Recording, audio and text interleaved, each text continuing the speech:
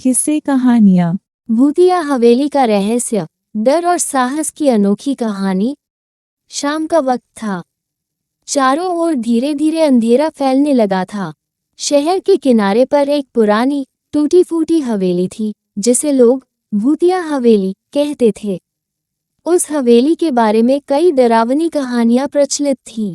कुछ कहते थे कि वहां भूत रहते हैं, तो कुछ कहते थे कि हवेली में जाने वाले कभी वापस नहीं आते। राघव, सुमित और नेहा 3 घनिष्ठ दोस्त थे, जो हमेशा कुछ नया और रोमांचक करना पसंद करते थे। एक दिन जब वे स्कूल से लौट रहे थे, तो उन्होंने एक पुरानी दादी को हवेली के बारे में बात करते हुए सुना। उस हवेली के पास मत जाना बच्चों, वहाँ बुरी आत्माएं रहती हैं।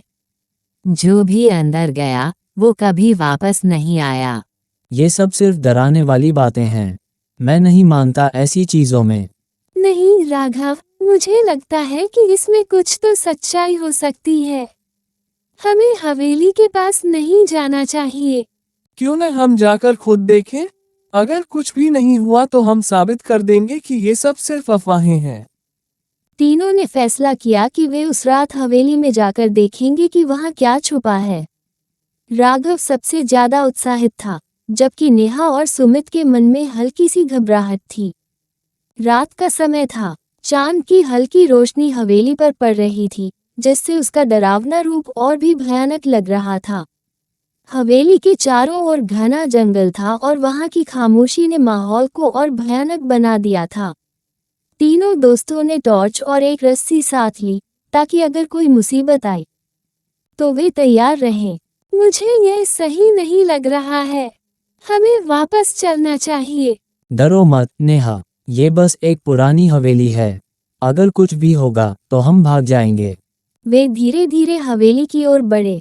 दरवाजा जर्जर और टूटा हुआ था, और जब उन्होंने उसे खोला तो एक तेज चिरचिराती आवाज आई। जैसे ही वे अंदर गए, एक अजीब सी ठंडक ने उन्हें घेर लिया। हवेली के अंदर अंधेरा और सन्नाटा था, बस उनके कदमों की गूंज सुनाई दे रही थी। ये जगह अजीब है, यहाँ से जल्दी निकलते हैं। क्या हुआ, डर लग रहा है? हमने तो अभी कुछ देखा भी नहीं।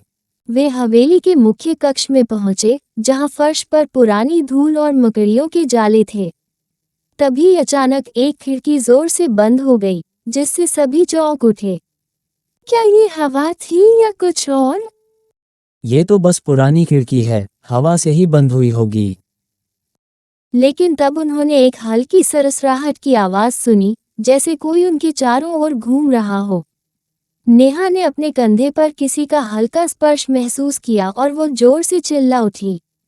यहाँ कुछ है, मैं कुछ महसूस कर सकती हूँ। सुमित ने भी अपनी टॉर्च इधर उधर घुमाई, लेकिन उसे कुछ दिखाई नहीं दिया। तभी अचानक से फर्श पर कुछ अजीब सी आकृतियां बनने लगीं, मानो कोई अदृश्य हाथ उन्हें खींच रहा हो। ये सब क्या है? ये निशान अपने आप कैसे बन रहे हैं? तीनों का दिल तेजी से धड़कने लगा। वे अब समझ गए थे कि यह हवेली वाकई में रहस्यमयी है। तभी उनके सामने एक धुंधली आकृति प्रकट हुई। वो एक बूढ़ी औरत की आत्मा थी, जिसका चेहरा जर्जर और भयानक था। तुम यहाँ क्यों आए हो? ये जगह तुम्हारे लिए नहीं है। जाओ, इससे पहले कि देर हो जाए।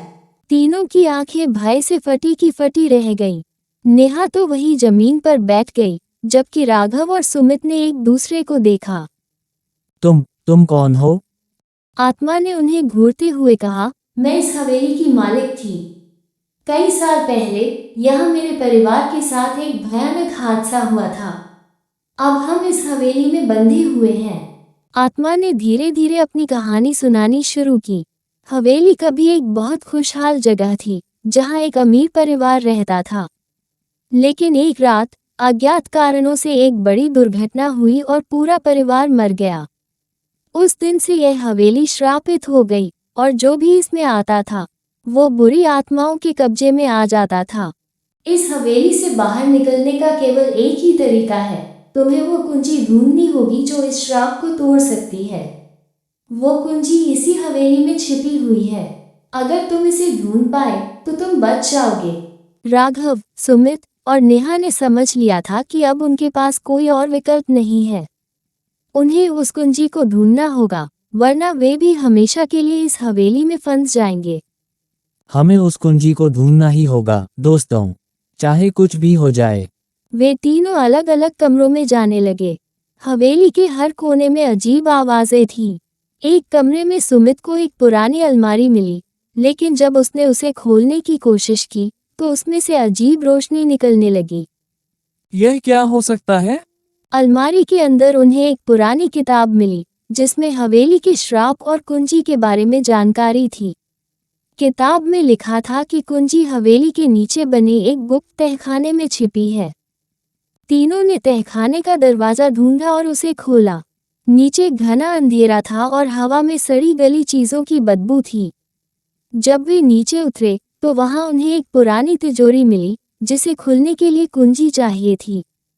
तिजोरी के ऊपर एक छोटा सा संकेत था, तुम्हें वो कुंजी ढूंढनी होगी जो प्रकाश और अंधकार के बीच संतुलन बनाए रखती है।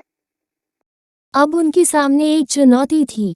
हवेली की आत्माओं ने उन्हें चारों ओर से घेर लिया था और कुंजी तक पहुंचने के लिए उन्हें अपना साहस और बुद्धिमानी दिखानी थी। तभी अचानक एक और आत्मा प्रकट हुई, जो बहुत ही शक्तिशाली और भयानक दिख रही थी। वो हवेली का मालिक था, जिसने इस श्राप को फैलाया था। तुम ये कुंजी नहीं पा सकते। ये हवेली अब तुम्हारी कब्रगाह बनेगी। लेकिन राघव ने हार नहीं मानी। उसने अपने दोस्तों के साथ मिलकर आत्माओं से लड़ने का निर्णय लिया। आखिरकार वे तीनों मिलकर आत्माओं को मात देने में कामयाब हो गए। तहखाने की दीवार में एक छोटी सी दरार बनी और उसमें से कुंजी प्रकट हो गई। कुंजी के साथ तिजोरी को खोलने पर हवेली का श्राप टूट गया और सारी आत्माएं मुक्त हो गईं। हवेली से बाहर निकलते ही सूरज की पहली किरण ने हवेली को रोशन किया। अब वो जगह डरावनी नहीं रही। तीनों दोस्तों ने एक दूसरे को देखा और राहत की सांस ली। हमने कर दिखाया। अब तो मैं तुम्हें और डरावनी कहानियां सुनाया करूंगा। राघव, नेहा और सुमित अब और भी मजबूत दोस्त बन चुके थे। उन्होंने न सिर्फ अपने डर का सामना किया, बल्कि हवेली के रहस्य को भी सुलझा लिया।